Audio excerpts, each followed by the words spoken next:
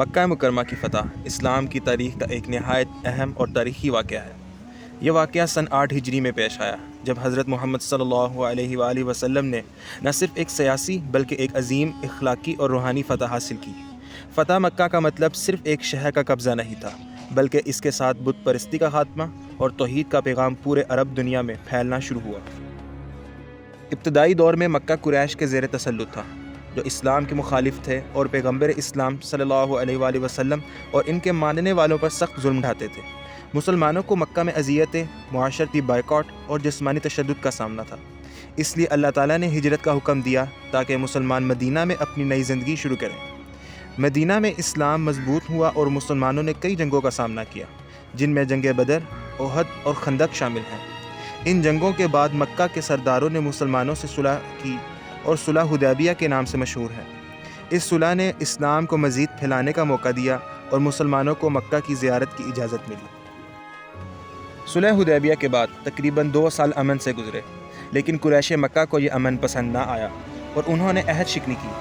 ان کے ایک حلیف قبیلے بنو بکر نے مسلمانوں کے حلیف قبیلے بنو خزاعہ پر ایک رات اچانک حملہ کر دیا، بہت سے لوگوں کو قتل کر ڈالا، بے حد نقصان پہنچایا اور بڑی تعداد میں مویشی بھی ہنکا لے گئے۔ صلح حدیبیہ کی روح سے قریش کو چاہیے تھا کہ وہ اپنے حلیف قبیلے کو اس خون ریزی سے روکتے، لیکن ایسا کرنے کی بجائے خود انہوں نے بھی اپنی فطری شرپسندی کا ثبوت دیتے ہوئے جان و مال سے انہیں پوری طرح مدد فراہم کی، جو کہ اس معاہدے صلح کی صریحاً خلاف ورزی تھی۔ مسلمانوں کے حلیف قبیلے کا ایک وفد مکہ سے سفر کرتا ہوا مدینہ پہنچا۔ رسول اللہ صلی اللہ علیہ وآلہ وسلم کے سامنے اس بارے میں فریاد کی اور مدد کا طلبگار ہوا۔ اس پر رسول اللہ صلی اللہ علیہ وآلہ وسلم نے فوری اقدام کے طور پر اپنا ایک قاصد قریش مکہ کی جانب روانہ فرمایا تاکہ وہ انہیں یاد دہانی کرائے کہ ان کی یہ حرکت معاہدہ صلح کی کھلی خلاف ورزی ہے۔ نیز اس موقع پر اس قاصد نے ان کے سامنے وہ 3 تجاویز پیش کیں جو کہ رسول اللہ صلی اللہ علیہ وآلہ وسلم نے اس قاصد کے ذریعے ان کے لیے بھجوائی تھیں۔ پہلی تجویز یہ کہ قریش مکہ اپنے حلیف قبیلے کو اس بات پر مجبور کریں کہ وہ مسلمانوں کے حلیف قبیلے کو پہنچنے والے نقصان کی مکمل تلافی کریں اور خون بہا وغیرہ ادا کریں۔ دوسری تجویز یہ کہ اگر وہ اپنے اس حلیف قبیلے کو نقصان کی تلافی پر مجبور نہیں کر سکتے تو پھر ان سے لا تعلقی اور مکمل برات و بیزاری کا اعلان و اظہار کریں۔ اگر وہ ان مذکورہ دونوں تجویزوں میں سے کسی پر بھی عمل نہیں کرتے تو پھر تیسری اور آخری تجویز یہ کہ اس معاہدے صلح کو ختم کر دیا جائے، کیونکہ جس صلح کی نہ تو کوئی پابندی ہو تو پھر ایسی صلح کا کیا فائدہ کہ جس کی پابندی ہی نہیں کرنی۔ قریش مکہ نے اس قاصد کی زبانی رسول اللہ صلی اللہ علیہ وآلہ وسلم کی طرف سے پیش فرمودہ یہ تینوں تجاویز سنی اور تب انہوں نے گھمنڈ میں آ کر تیسری تجویز قبول کی، یعنی معاہدہ صلح کے خاتمے کا اعلان کر دیا، اور قاصد کو یہ کہتے ہوئے واپس چلے جانے کو کہا کہ آج کے بعد ہماری تمہاری صلح ختم۔ اس کا صریح مطلب یہ تھا کہ اب مشرکین مکہ کی طرف سے مسلمانوں کے لیے دوبارہ اعلان جنگ تھا۔ رسول اللہ صلی اللہ علیہ وآلہ وسلم کا قاصد واپس مدینہ پہنچا اور رسول اللہ صلی اللہ علیہ وآلہ وسلم کی خدمت میں حاضر ہو کر تمام صورتحال سے مطلع کیا۔ اس پر آپ صلی اللہ علیہ وآلہ وسلم نے بھی اپنے جان نثار صحابہ کرام کو جنگ کے لیے تیاری کا حکم دیا،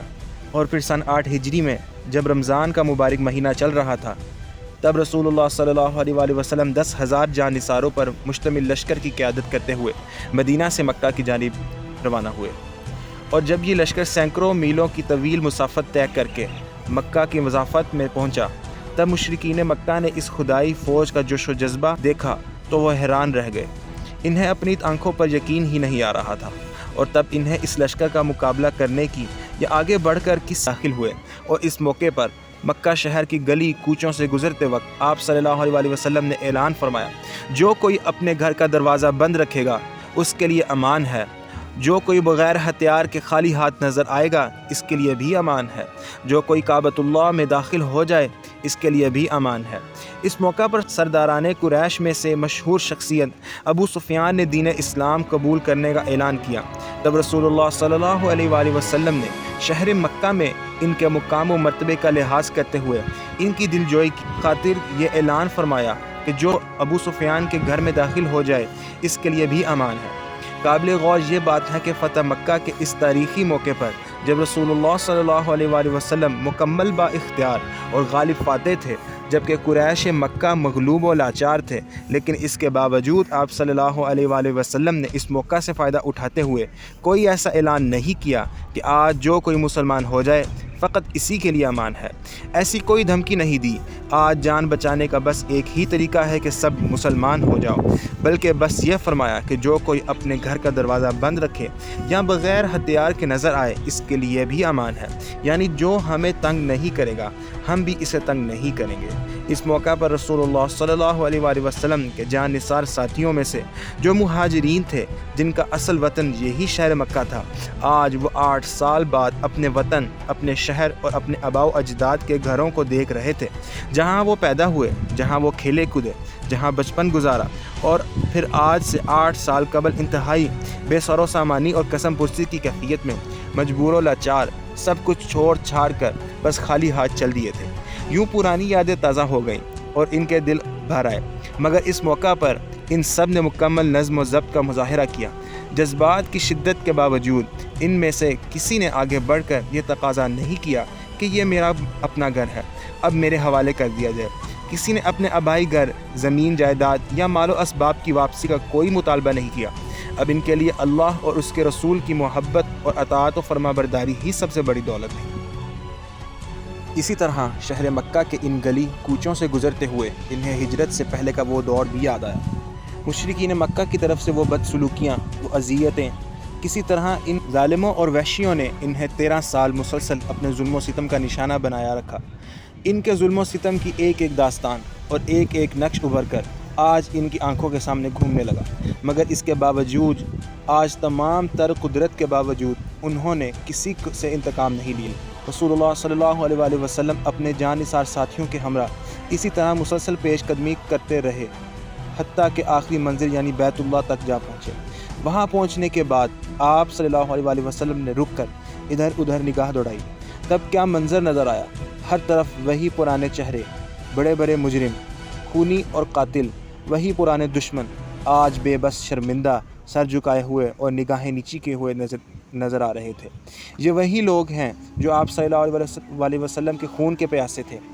جانی دشمن تھے، جنہوں نے مکہ میں آپ صلی اللہ علیہ وسلم کے قتل کی سازش کی، آپ کے ساتھیوں کے ساتھ ہر قسم کا ظلم روا رکھا، ہر قسم کی بدسلوکی کے لیے انہیں تختہ مشق بنائے رکھا، اور پھر جب آپ نے آپ کے ساتھی اپنے آبائی شہر مکہ کو نیز اپنے آبائی گھروں کو چھوڑ کر پناہ کی تلاش میں ان مشرکین مکہ سے بہت دور چلے گئے، ایک نئی جگہ، اجنبی اور نامانوس جگہ، تب وہاں سینکڑوں میل دور مدینہ میں بھی ان مشرکین مکہ نے ان مسلمانوں کے خلاف اپنی شرارتوں، اپنی سازشوں اور اپنی ایذا رسانیوں کا سلسلہ جاری رکھا۔ وہاں مدینہ جا کر ان پر جنگیں مسلط کرتے رہے، انہیں نیست و نابود کر ڈالنے کے منصوبے بناتے رہے۔ وہاں اندرونی چھپے ہوئے دشمنوں اور منافقوں کے ساتھ مل کر یہ بیرونی دشمن ہمیشہ ریشہ دوانیوں میں مشغول و منہمک رہے،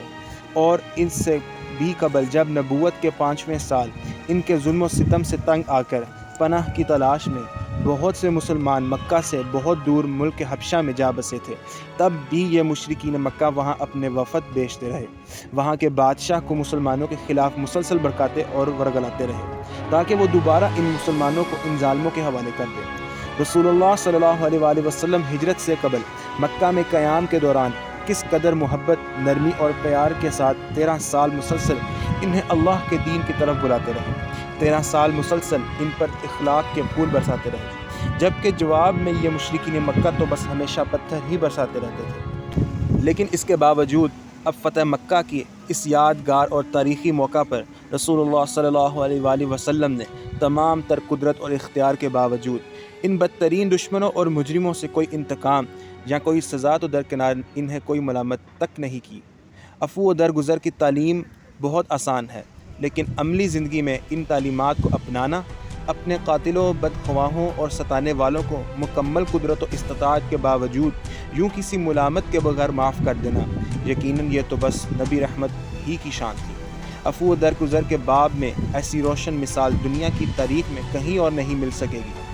فتح مکہ کے اس تاریخی موقع پر رسول اللہ صلی اللہ علیہ وآلہ وسلم کی طرف سے اپنے بدترین دشمنوں کے ساتھ اس حسن سلوک سے یہ حقیقت بھی واضح اور ثابت ہوتی ہے کہ دین اسلام تلوار کے زور سے نہیں پھیلا۔ رسول اللہ صلی اللہ علیہ وآلہ وسلم نے تلوار چلا چلا کر اور تلوار کی نوک سے ڈرا ڈرا کر کسی کو مسلمان نہیں بنایا۔ یہ دین تو آپ صلی اللہ علیہ وسلم کی شب و روز، صبح و شام دعوتی اور اصلاحی کوششوں سے، نیز آپ صلی اللہ علیہ وسلم کے حسن اخلاق سے مشرقی و مغرب اور دنیا کے کونے کونے میں پھیلا ہے۔ ہاں البتہ دشمنوں نے ہمیشہ تلوار کے ذریعے دین اسلام کا راستہ روکنے کی مذموم کوششیں کی، مگر دین اسلام تلوار کے مقابلے میں ہمیشہ پھیلتا پھولتا ہی رہا۔ اگر دین اسلام تلوار کے زور سے پھیلنا ہوتا تو فتح مکہ کے موقع پر ان تمام بدترین دشمنوں کو تہہ تیگ کرنے کے لیے اور ان کے سر قلم کرنے کے لیے رسول اللہ صلی اللہ علیہ وآلہ وسلم کی طرف سے فقط ایک اشارہ ہی کافی تھا، لیکن ایسا نہیں ہوا۔ اس کے برعکس آپ صلی اللہ علیہ وآلہ وسلم نے اس موقع پر اپنے عمل سے ہمیشہ کے لیے دنیا کو بتا دیا کہ دین اسلام دین رحمت ہے۔